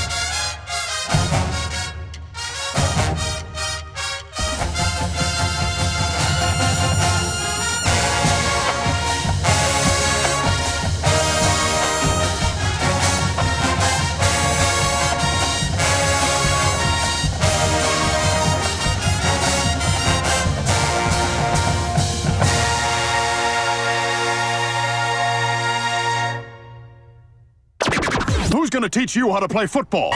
My football coach? Let's go! This is your Prescription to Win. Brought to you by USC Pharmacy, proud partner of USC Athletics. At USC Pharmacy, it's all about your health. Learn more at pharmacies.usc.edu. And now, here is interim head coach Dante Williams. All right, guys, Dante Williams, the head coach of the Trojans, joining me before tonight's game against the University of Utah. And, Coach, let's get to it. And I know coaches hate hearing this, but some games are bigger than others, like SC and UCLA, SC and Notre Dame. We know those are bigger games no matter what. But this one against Utah this week seems to be a huge game USC season. Let's go 1-0 this week. But this one seems a little bit more important than that. Do you concur with that at all? Do you buy in? Well, I mean, they're all big. No matter if we play a team that's undefeated or if we play a team that's winless. I mean, you know, it's about your individual matchup. Just because you play a really good team, the guy you going against may not be that good, or, you know, vice versa. So I think they're all big. I think the biggest thing about this particular game is that 5 of this last 6 years, the winner, you know, between these two teams has won the South. So that in itself lets you know just, you know, what history has been, you know, for this particular ballgame. In the 2 losses that have been at home at night against Stanford and Oregon State, which have turned out to be pretty good Northern Division teams, by the way, they pushed USC around a little bit on the both sides of the ball, really. What can be done to make sure that that doesn't happen with a Utah team that is usually a very physical team? You know, I just want to make sure we put our best foot forward and, you know, we take one play at a time. We're not looking ahead at the scoreboard. You know, we want to make sure it's 0-0. No matter what's going on at half or the fourth quarter, it's still 0-0. Well, the reason I ask is because different coaches that I've talked to over the years here at SC have had different ways of managing close games. Some guys are all about, like, whenever a scoring opportunity presents itself, we got to get points, some points, any points are good if you think the game's going to be low scoring and close. Where do you fall when you think it might be a tough, tight game? I'm aggressive. So I'm going to be as aggressive as possible. I want to score points and I want to score them in bunches. And I think, you know, it leads to other things. When you're scoring points, all of a sudden that kickoff team is juiced up to go out there, and the defense is juiced up to go out there, and a lot of energy. And you got to be able to sustain them emotions and that energy. So when we can score points, I'm going to take full advantage to make sure we score points. When you were young, when did you first know that you might be good at this thing? Did a light go on and you go, hey, I could do this for a while. This is okay. When I was in junior college, I started getting the feel because I feel like I cared so much about helping other people than myself. And when I played, I said this before, that at that time, I didn't know when I played, but when I got done playing, I realized I was pretty selfish. It was all about me, me, me. And as you start coaching, you start realizing if you had that mindset at all, you're going to fail. You don't do it for the paycheck. You don't do it, to support your family. You do it for the kids that you're coaching. And you do it so much to help those young men to, provide for their own family or to have their degree or have their life. So I think that's when it starts changing. When my mindset changed, that's when I all of a sudden thought I could be pretty good at this. I don't know if the guys on the Monday Trojan Live show have ever asked you this. I don't think they have, so I'll ask it. I'm sure you played other sports when you're growing up. What were they, and kind of when did they go away? Well, I played basketball probably all the way to my 10th or 11th grade year, and then I don't know, I was fouling out. It was too many fouls, so I gave up basketball. Baseball, actually, I was pretty darn good until all of a sudden my 9th grade year. I really never got hit by a pitch. In my 9th grade year, I was a little too close. I got hit by a pitch in my kidney, and let's just say when I went to the bathroom, that wasn't the greatest feeling. So I realized I'd rather just, tackle people with my helmet. And then I got ejected out of a couple of baseball games trying to run over the catcher. I didn't realize you could do that. Because most kids get out when they can't hit the curb anymore. Well, I was swinging for the fences every time I was up. I thought everything should be a home run. Well, you're probably right. Thank you for the chat today, and we'll look forward to talking to you after a big win against Utah tonight on the postgame show. Thank you. Fight on. Dante Williams, head coach of the Trojans. We'll be back with more after these messages on the Trojan Football Media Network. It's all about us. Not I, not me, not them, us. That's all we have, just our brothers. The process up to this point has forged an unbreakable bond. With every play, we honor the legacy of the men that came before us. After all, the Collie is sacred ground. Nobody leaves without a fight.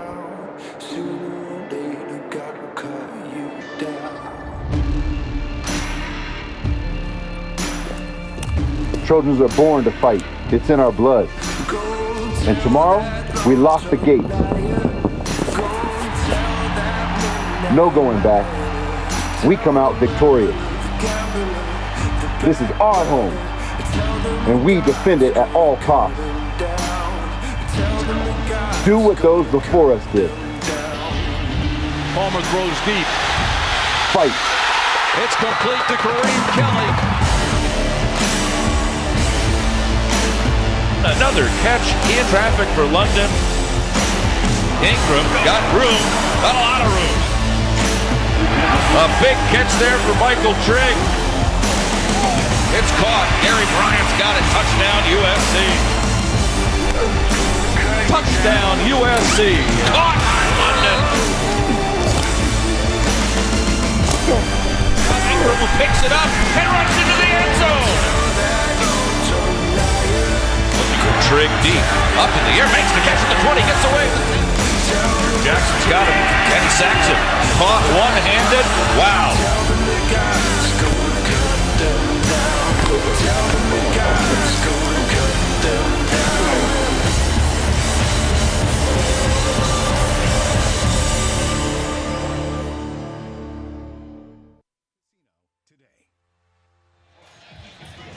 To more of the Trojans Tailgate Show, presented by YETI, with Jordan Moore, Sean Cody, and Max Brown. One final segment of the Trojan Tailgate Show presented by YETI. The Trojans have taken the field. They are all out there now getting stretched in the end zone. Directly behind us, the Utah Utes on the far side of the field under the peristyle in their white-on-white uniforms with white helmets. I don't know if Oregon calls those the Stormtroopers. I don't know if Utah calls them the same thing. We apologize. We know we had some technical difficulties here in the last few minutes, and so we wanted to backtrack real quick, Max, and take a look at the stakes of this game. You heard from Dante Williams, but there's no margin for error anymore. They've already lost 2 conference games, and while they haven't lost any in the South, that gives them an inroad, an opportunity to get back into this division race because they could knock off the teams they're competing against. With that said, they just cannot afford to lose any if they want to win the South.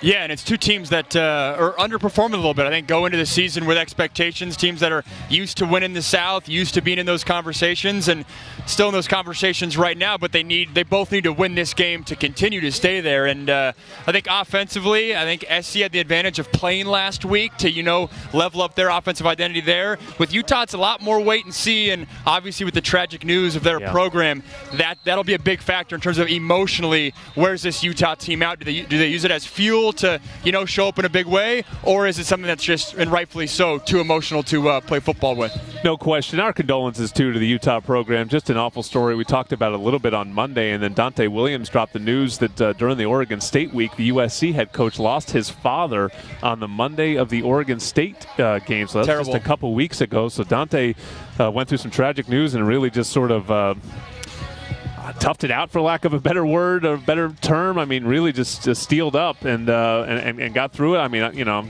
if you know anything about grief, he's not through it. It's a long process, and so I guess great his father got to see him be the USC head coach, but then all of a sudden he loses him. That's tragic. Utah going through that, it puts it all in perspective as the things in the last year, but just a lot of emotion in the house today for sure. Yeah, you're talking about 2 head coaches that might have 2 of the toughest coaching jobs from here on out this season of any coaches in America, with an interim head coach and obviously the pressures that everyone's aware of here. But then with Utah, those strategies happen twice in a calendar year or twice in 18 months. Kyle Whittingham's a guy that's been around the block, but I don't think anything prepares you for that at all.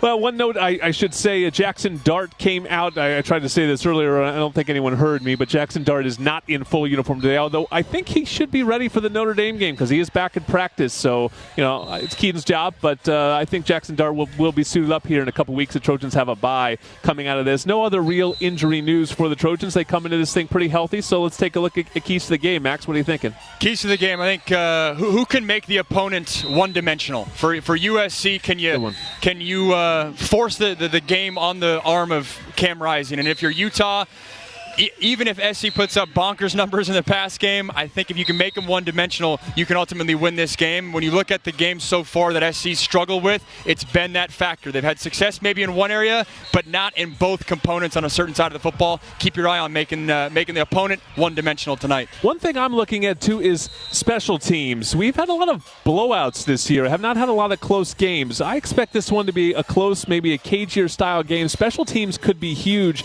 Typically, Utah has a huge advantage there. USC specialists, though, fantastic this year in Parker Lewis and Ben Griffiths. And Utah specialists haven't shown up in the way that you're used to with that unit. Utah is a team that prides themselves on punting and kicking. As goofy as that may sound, they're still waiting for those guys to show up. I like that special teams call.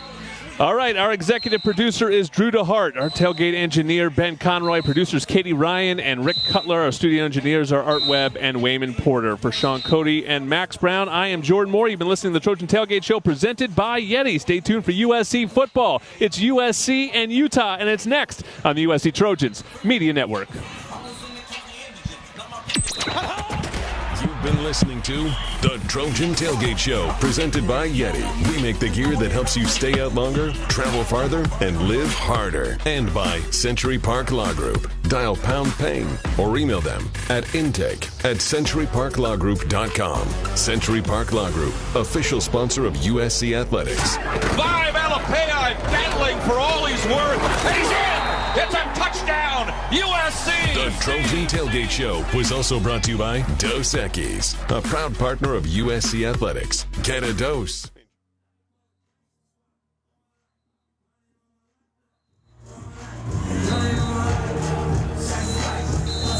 Ladies and gentlemen, Please direct your attention to the video board for an important announcement about stadium emergency procedures.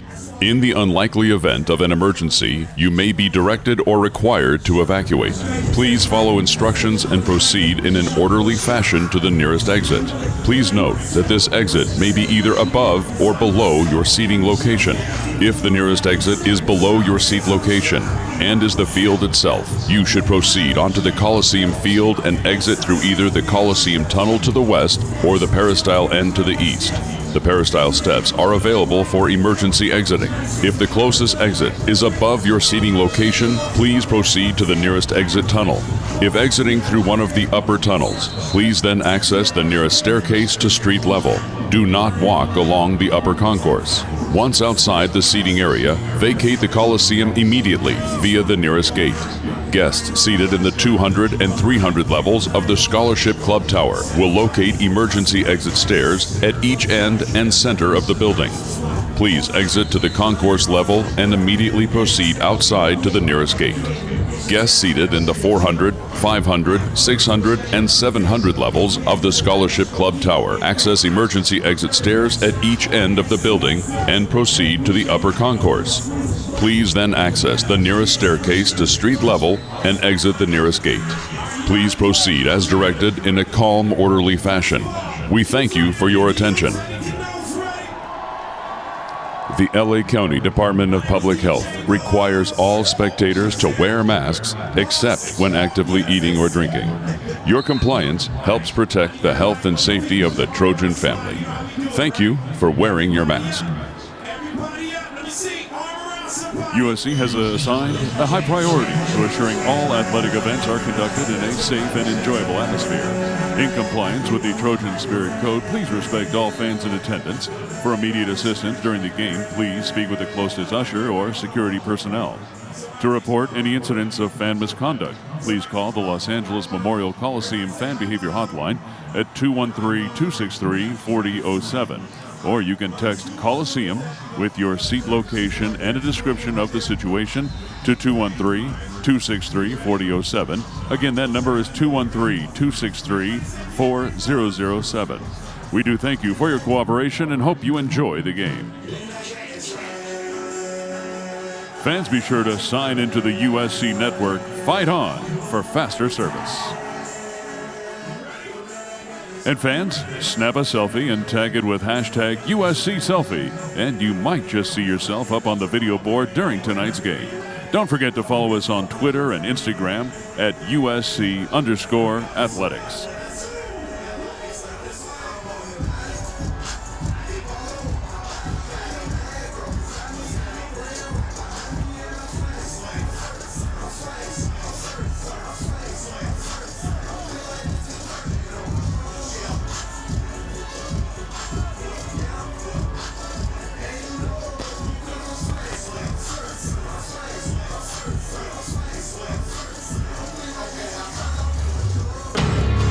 Pac-12 universities have never shied away from setting the bar high. Our relentless pursuit of athletic success and academic excellence remains unrivaled. On campus and off, we are using our talents to contribute to a culture of equity, diversity, inclusiveness, and collegiality. This is our X Factor. This is what it means to be the Conference of Champions. Pac-12, the Conference of Champions.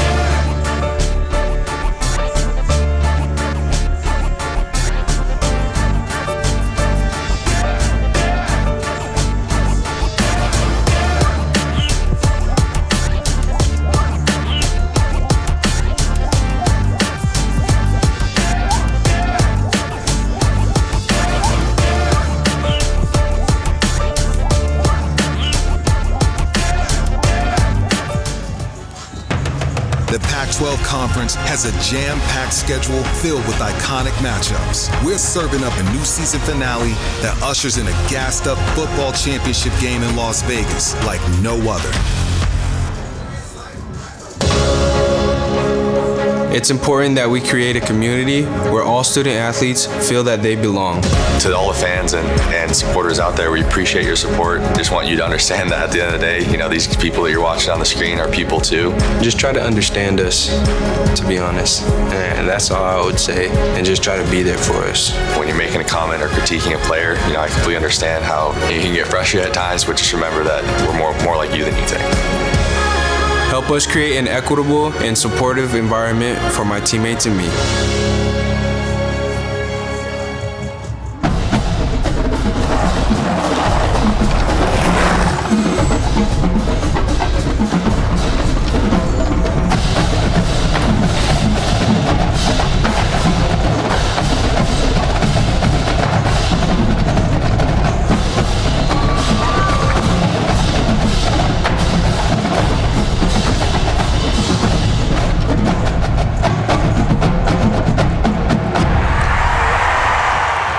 The LA County Department of Public Health requires all spectators to wear masks except when actively eating or drinking.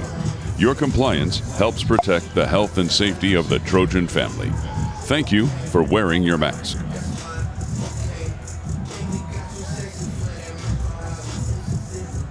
Coliseum. Be sure to cheer loud for us. Fight on. Hey Trojan fans, this is Doran Barlow. We want to welcome you to the game. Hope you have a great time. Fight on. Hey Trojan fans, this is Nick Figueroa. Welcome back to the Coliseum. We missed you. Fight on. What's up, Trojan fans? This is Michael Trigg. Can't wait to hear you bring all the energy. Fight on. Ladies and gentlemen, welcome to the United Airlines field at the Los Angeles Memorial Coliseum for tonight's matchup, featuring the visiting Utah Utes and the home team, your University of Southern California Trojans. We hope you enjoy the entire game day experience tonight, and we remind you to follow the Trojan Spirit Code by showing respect for all fans in attendance. Thank you, and fight on.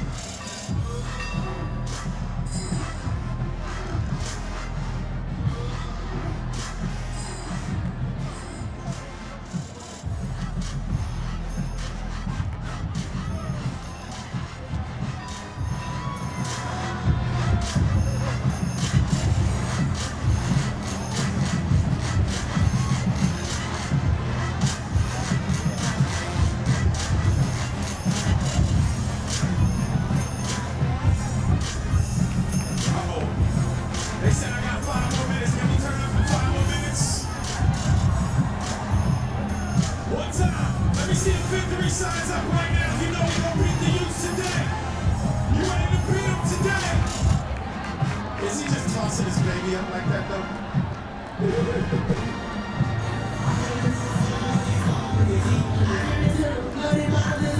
Yes!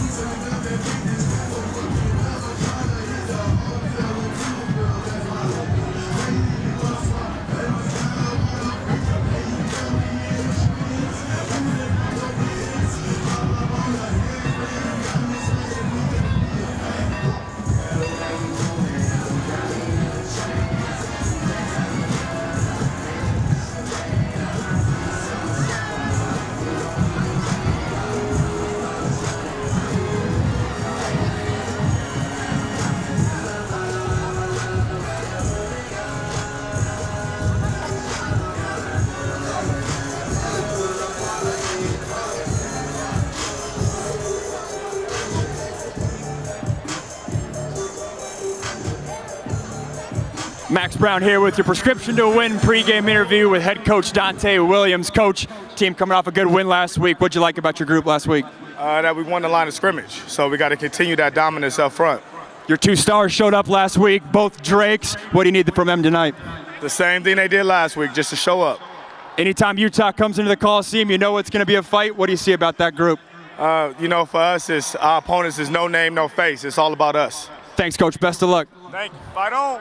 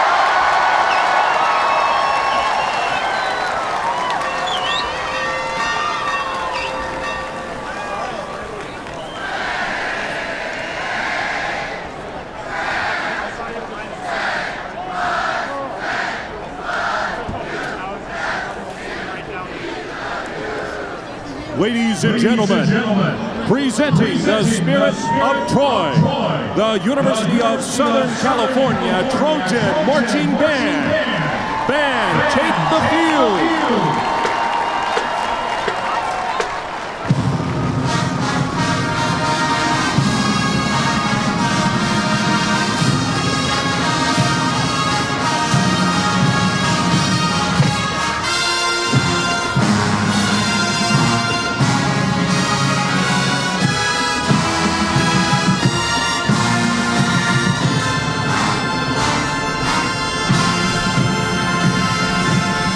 With drum major Niven Jayanthi and twirler Emily Tutman.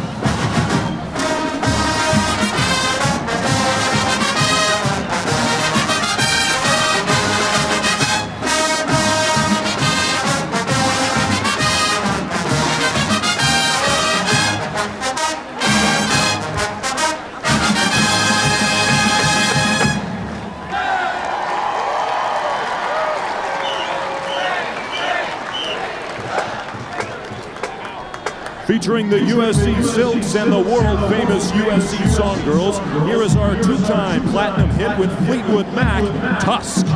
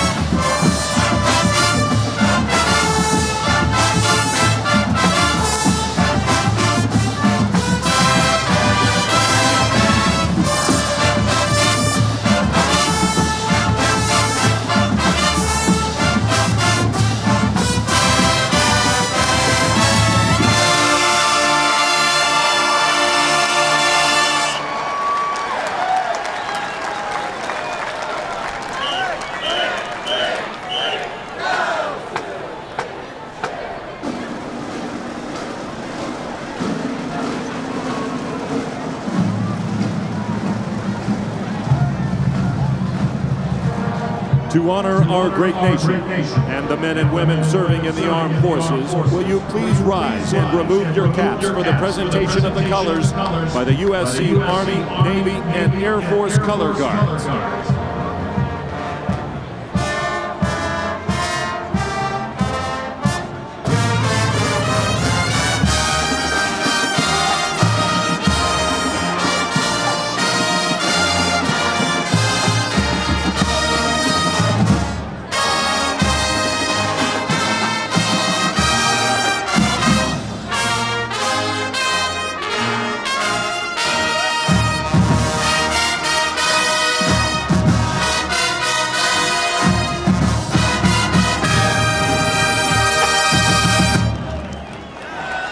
Joining the color guard on the field is a representative of the SoCal Pipe Trades, CPMCA, and IBEW 11 local MICA, proud supporters of USC athletics and our military veterans. Today we honor this week's student veteran of the game, Gunnery Sergeant Raymond Palladino with the United States Marine Corps. Ray spent the last 14 years in the Marines and was deployed to Afghanistan in support of Operation Enduring Freedom in 2009. He currently serves in the Marine Corps Reserve in Seal Beach, California as the company gunnery sergeant and is a recent graduate from the Marshall School of Business with a bachelor's in business administration. Ray is now pursuing a master's degree in finance at USC. Please join us in welcoming Raymond Palladino as our student veteran of the game and thanking him for his service.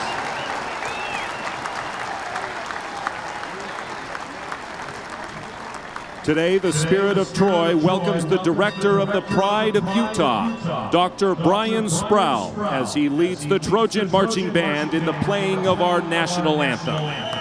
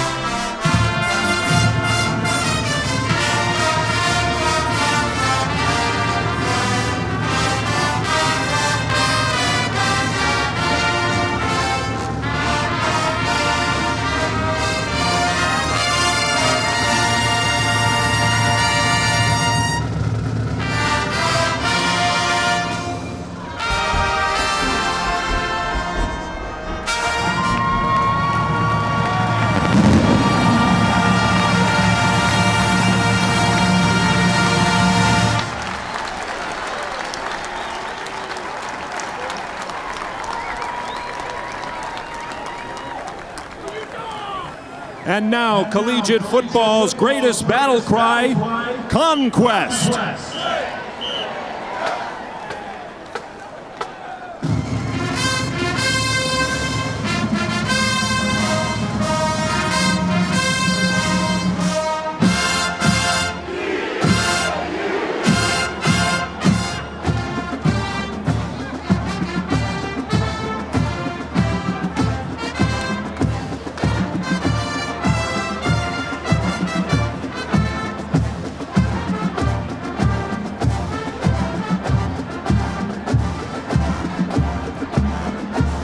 And in his 60th year at USC, the Trojan mascot Traveler, ridden by Dana Constant.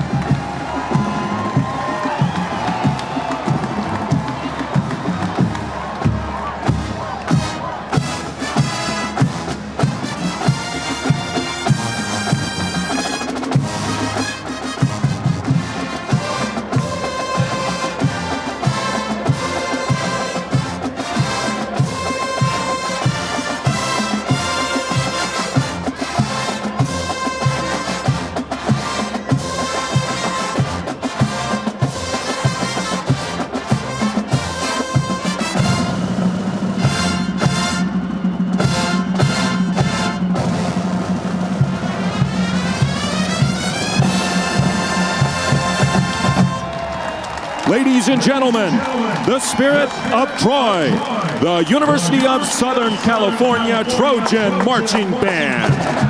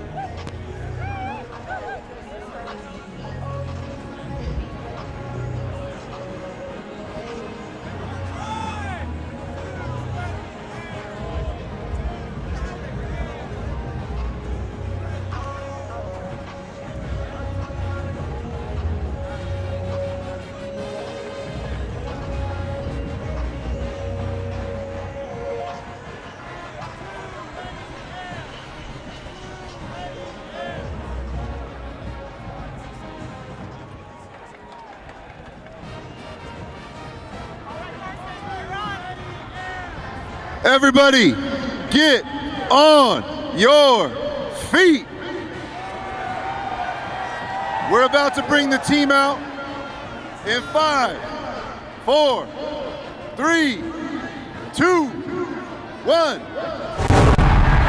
They say that you can see the devil dance on idle hands, so we put in work.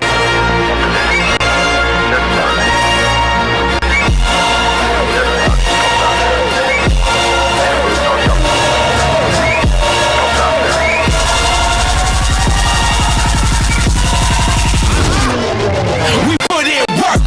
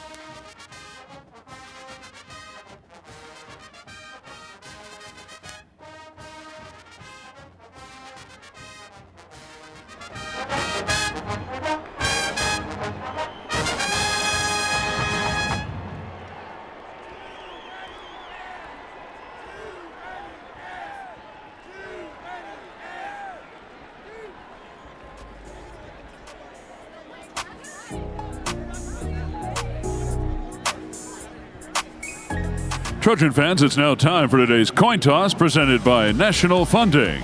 Today's captains are for USC, number 6, Vavai Malapei, number 15, Drake London, number 21, Isaiah Polamau, number 24, Ben Grievous. For Utah, Devin Lloyd, Mika Tafua, Cameron Rising, and Britton Covey. Captains, come on in and say hi to each other.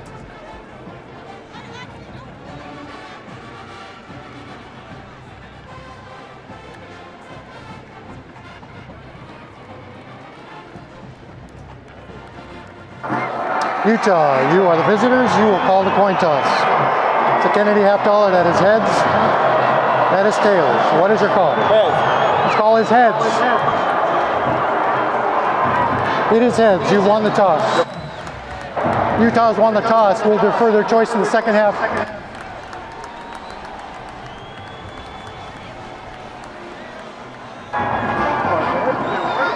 To begin the game, USC will receive. Gentlemen, good luck, have fun.